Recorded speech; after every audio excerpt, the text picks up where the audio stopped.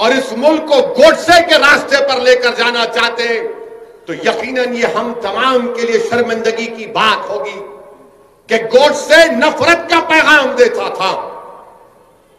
गोडसे नफरत की बुनियाद पर गांधी को मारा। गोडसे इस मुल्क को हिंदू राष्ट्र बनाना चाहता था। बुजुर्गों, मैं शुरुआत में ही एक बात का जिक्र करना बेहद जरूरी समझता हूं, और खास तौर से आज 30 जनवरी है और 30 जनवरी को भी हमारे मुल्क में एक बहुत बड़ी तारीखी हैसियत उसको हासिल है। मेरे अजीज दोस्तों और बुजुर्गों, मेरी इज्जतदार माँ और बहनों, और ख़ास तौर से मैं अपने नौजवानों के लिए, उनको बताने के लिए, पैगाम देने के लिए बात कह रहा हूँ। 30 जनवरी को शाम 5:17 पर 1948 में महात्मा गांधी का कत्ल किया गया था, और आजाद हिंदुस्तान का अगर कोई सबसे पहला टेररिस्ट था तो उसका नाम नाथूराम गोडसे था। और इसी नाथूराम गोडसे ने नारायण आप्टे के साथ और मुख्तलिफ अपने साथियों के साथ मिलकर, जिसमें कॉन्स्पिरेसी करने में सावरकर भी शामिल थे, इन सब ने साजिश करके महात्मा गांधी का कत्ल किया। और गोडसे ने बिरला हाउस दिल्ली में जब हर शाम महात्मा गांधी मुख्तलिफ मज़ाहिब के लोगों को बिठाकर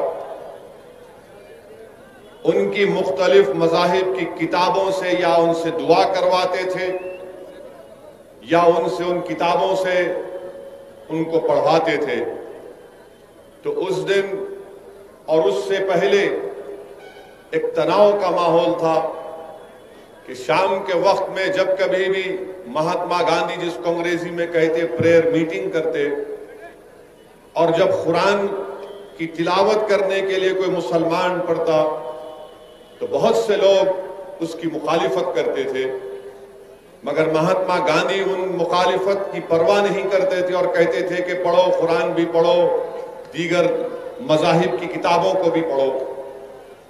तो उस दिन नाथूराम गोडसे ने नारायण आप्टे के साथ मजमे से चीरकर गांधी के सामने आया और गांधी के पैर पड़ा और फौरन अपने पास से एक पिस्टल निकालकर महात्मा गांधी के ऊपर 3 गोलियां बरसा दी, और उसी दिन महात्मा गांधी का कत्ल हो गया। मैं नौजवानों के बात इसलिए बताना चाह रहा हूं कि नाथूराम गोडसे ने गांधी को क्यों मारा, गोडसे की सोच और गोडसे की आइडियोलॉजी क्या थी, और गोडसे के पीछे कौन लोग थे। मैं सावरकर का नाम इसलिए लिया हूं क्योंकि सुप्रीम कोर्ट के रिटायर्ड चीफ जस्टिस थे कपूर, जस्टिस कपूर कमीशन की रिपोर्ट में ये बात को कहा गया कि सावरकर महात्मा गांधी के कत्ल में कॉन्स्पिरेटर थे, और महात्मा गांधी के कत्ल से पहले सावरकर के घर को जाकर गोडसे और आप्टे ने सावरकर से मुलाकात की, और सावरकर ने नीचे आकर उनको छोड़कर कहा कि तुम जिस मकसद के लिए जा रहे हो तुमको उसमें कामयाबी मिले। कपूर कमीशन की रिपोर्ट में यह बात कही गई। और गोडसे ने गांधी को क्यों मारा, क्योंकि गोडसे ये कहता था कि गांधी मुसलमानों की हिमायत करते हैं। गोडसे ने गांधी को इसलिए मारा क्योंकि गोडसे का और उसके साथियों का मानना यह था कि गांधी हिंदुओं के इंटरेस्ट को प्रोटेक्ट नहीं कर रहे, और गोडसे ने गांधी के जिस्म में 3 गोलियां दाग दी। नौजवानों, याद रखो इस बात को कि गोडसे ने गांधी को कत्ल करने से पहले अपनी खतना भी कराई थी। और नहीं, ये सुनिए आप, ये इसलिए किया था कि गोडसे को यकीन था कि जब मजमे में मैं महात्मा गांधी पर गोलियां बरसाऊंगा और लोग मुझे टूट पड़ेंगे और मुझे मारेंगे, और जब मेरे जिस्म के कपड़े उतार कर देखा जाएगा तो हिंदुओं को यकीन हो जाएगा कि देखो एक मुसलमान ने गांधी का कत्ल कर दिया। ये इस सोच के आदमी थे, ये इस तरह की हरकत गोडसे ने की। मैं आज आपको ये बात बता रहा हूं कि आज भी सारी दुनिया जानती है कि अगर उस वक्त की कांग्रेस की हुकूमत सही गांधी के असैसिनेशन के कत्ल की इन्वेस्टिगेशन करती तो उसी वक्त बड़े बड़े संघ परिवार के लीडर जेल में रहते थे। मगर उस वक्त की कांग्रेस की हुकूमत ने सही इन्वेस्टिगेशन नहीं किया। आज भी गांधी के कत्ल का जो लोग उसमें साजिश रचाए, आज भी वो चेहरे सामने नहीं आते। अच्छा, ये गोडसे और नारायण आप्टे कौन थे? ये नारायण आप्टे एक दीक्षित महाराज के पास गया, दोनों गए, गोडसे और नारायण आप्टे, जाकर कहा कि दीक्षित महाराज, हम निजाम की पैसे लूटेंगे, तुम्हारे पास बड़े बड़े गाड़ियां, हमको बड़े बड़े गाड़ियां दे दो। तो दीक्षित महाराज ने कहा लेकर जाओ, और कई दिन हो गए तो महाराज ने कहा कि बेटा क्या हुआ, बड़ी गाड़ी तो लेकर चले गए, बोले अभी कर रहे। बाद में दीक्षित महाराज को समझ में नहीं आया तो गए, जाकर देखा तो क्या हुआ कि उनकी बड़ी अंपाला गाड़ी में नारायण आप्टे अपनी गर्लफ्रेंड के साथ इश्क रचा रहे हैं। भाई हट जाइए, भड़काऊ भाषण हो रहा, बीच में नहीं आ रहा। ये हिस्टोरिकल फैक्ट है, हिस्टोरिकल फैक्ट है। मैं बिल्कुल सच्चाई से कह रहा हूं। वो महाराज बोले ये क्या है, तुम तो गाड़ी लेकर गए थे निजाम के पैसे लूटने के लिए, और तुम यहां पर अपनी गर्लफ्रेंड के साथ हमटी डमटी मनी हनीमून क्या कर रहे? अक्सरेती तबकों की स्टेनगन ले लिए, उसको कॉक करना नहीं आया, इस्तेमाल करना नहीं आया। ये इनका बैकग्राउंड। और गोडसे का और एक बैकग्राउंड सुनो आप। गोडसे इस भारत देश का, आजाद भारत का सबसे पहला टेररिस्ट, और गोडसे जब पैदा हुए तो उनके मां बाप ने उनके नाक में नाक की बाली डाली और कई साल तक उनको बच्चियों के कपड़े पहनाए, क्योंकि उनसे पहले कई बच्चे होते थे, इंतकाल हो जाता था। तो मां बाप ने समझा कि नाथूराम को, इनका नाम नाथूराम नहीं था, वो नथ डालने से नाथूराम हो गए। तो कई साल तक उनके मां बाप ने उनको बच्चों के कपड़े पहनाए, उसके बाद उनको भाई पैदा हुए। तो गोडसे को एक तकलीफ थी कि मुझे अपनी मर्दानगी दिखाना है, मैं मर्द हूं, मैं मर्द हूं। उसको एक जहन में पैदा हो गई थी बात, ये नफ्सियात का शिकार हो गया था। इसलिए गोडसे ने अपनी मर्दानगी को दिखाने के लिए जहर आलूदा माने हेटफुल आइडियोलॉजी को अपनाया और गांधी के सीने में 3 गोलियां दाग दी। बताइए आपके 28 जनवरी तक गोडसे और नारायण आप्टे के पास पिस्टल नहीं था, बंदूक नहीं थी। अगर मैं गलत ना कहूं तो 9mm बेरेटा पिस्टल था। वो ग्वालियर का एक शख्स इन लोगों को पिस्टल दिया और कोर्ट में जो पिस्टल, जो हथियार गोडसे के हाथ में दिया वो छूट गया। जिसने गोडसे को वेपन दिया गांधी को मारने का वो बच गया। आप बताइए फिर ये क्या हो रहा है?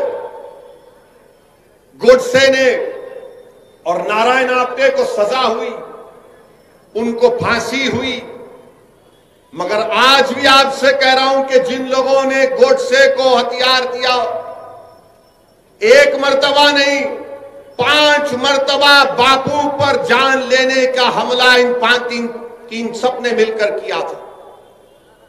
एक मर्तबा नहीं 5 मर्तबा, और 5वीं मर्तबा इनको कामयाबी मिली। मुंबई का एक पुलिस का अहदेदार था, नाम याद नहीं आ रहा, उस वक्त मोरारजी देसाई वहां के होम मिनिस्टर थे। उसने जाकर कहा कि गोडसे मुलविस है, सावरकर का इन्वॉल्वमेंट है। तो मोरारजी भाई ने कहा क्या कह रहे हो, ये पूरी आग लग जाएगी, खामोश हो जाओ। कपूर कमीशन में पूरा खुलकर आ गया कि कौन कौन से लोग थे। मेरे अजीज दोस्तों और बुजुर्गों, अगर आज भी भारत में गांधी से मोहब्बत करने वाले हैं तो याद रखो, मैं तुमसे कह रहा हूं, या तो ये देश अंबेडकर के बना हुए संविधान पर चलेगा, ये देश गांधी की कुर्बानियों को रायगा जाने नहीं देगा, ये देश हमारे मुजाहिदीन आजादी जिसमें नेहरू, मौलाना अबुल कलाम आजाद, जौहर बरादरान, सुभाष चंद्र बोस, ऐसे कई लोग थे जिन्होंने अपना खून पसीना बहाया। 1 साल 2 साल नहीं, 10-10 साल, 8-8 साल जेलों में अपनी जिंदगी गुजारी। इन लोगों की कुर्बानी को अगर आप रायगा देना चाहते हैं और इस मुल्क को गोडसे के रास्ते पर लेकर जाना चाहते हैं तो यकीनन ये हम तमाम के लिए शर्मिंदगी की बात होगी कि गोडसे नफरत का पैगाम देता था। गोडसे नफरत की बुनियाद पर गांधी को मारा। गोडसे इस मुल्क को हिंदू राष्ट्र बनाना चाहता था।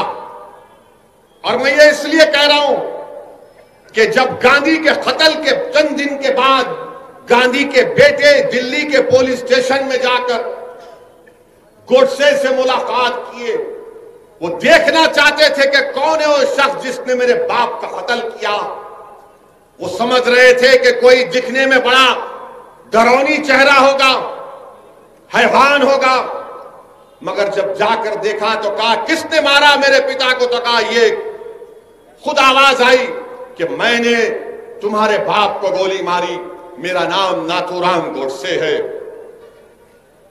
क्यों मारी, गांधी के बेटे ने पूछा। तो क्या जवाब दिया गोडसे ने? कोई वजह नहीं, सिर्फ पॉलिटिकल वजह है। अब समझ में आई तुमको बात कि पॉलिटिकल। ये गोडसे के जितने मौजूदा चेले हैं जो इख्तिदार की कुर्सियों पर बैठकर भारत में हिंदू और मुसलमानों की नफरत पैदा कर रहे हैं, ये गांधी के मानने वाले नहीं, ये अंबेडकर के संविधान के मानने वाले नहीं, ये नेताजी सुभाष चंद्र बोस की कुर्बानियों को मानने वाले नहीं, ये जौहर बरादरान और मौलाना अबुल कलाम आजाद की कुर्बानियों को मानने वाले नहीं, ये गोडसे के जानशीन है। और ये तमाम गोडसे के जानशीनों ने ही, ये तमाम गोडसे के जानशीनों ने ही दिल्ली की सड़कों पर सिखों का कत्लेआम किया। ये तमाम गोडसे के जानशीनों ने ही भारत की सरजमीन में हिंदू और मुसलमानों में फसाद करवाया। ये तमाम गोडसे के जानशीन हैं जिन्होंने 6 दिसंबर को बाबरी मस्जिद शहीद की।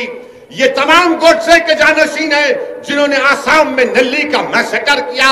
ये तमाम गोडसे के जानशीन हैं जिन्होंने मुरादाबाद में फसाद किया।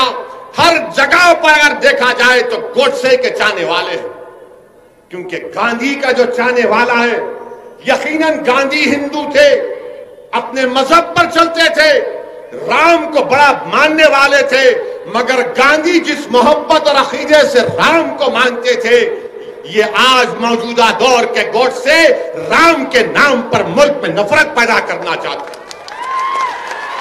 क्योंकि जब गांधी को गोली मारी गई तो गांधी ने क्या कहा है, राम कहा।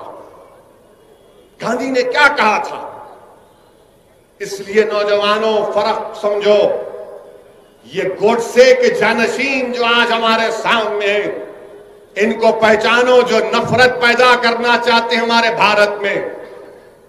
इनके पास इख्तिदार होगा, इनके पास ताकत होगी, मगर याद रखो इंसान की तारीख गवाह है कि हमेशा जीत मोहब्बत की हुई है, नफरत को शिकस्त हुई है, और इंशाअल्लाह ताला मोहब्बत गालिब होगी शिकस्त को, और ये नफरत को शिकस्त होगी इंशाअल्लाह ताला।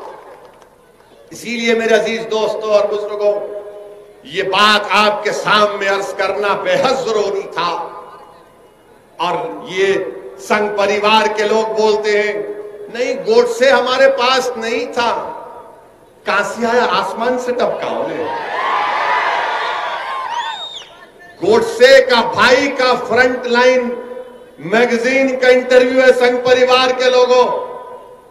उनके भाई का नाम शायद गोपाल गोडसे था, जिन्होंने फ्रंट लाइन के इंटरव्यू ने कहा कि अडवाणी झूठ बोलता है, हमारा भाई नाथूराम गोडसे संघ परिवार का इंटेलेक्चुअल वर्कर था, हम बचपने से आरएसएस से वाबस्ता थे। और आप कहते नहीं नहीं, अरे कितना नहीं नहीं बोलेंगे, हर चीज तुम्हारी सामने है, और तुम ये समझ रहे हो कि बिल्ली अगर आंख बंद करके दूध पीती है तो दुनिया नहीं देखती, दुनिया जानती है आप कहां से आ रहे हैं। मेरे अजीज दोस्तों और बुजुर्गों, एक और वाकया सुनो। जब नाथूराम गोडसे को कोर्ट में फांसी की सजा दी गई थी तो कोर्ट में बैठने वाले वकील और लोग रो रहे थे, वो समझ रहे थे देखो कितना बड़ा देशभक्त है गोडसे, उसको फांसी की सजा दे दी गई। क्या आज तुम नहीं देखते नजारे हो?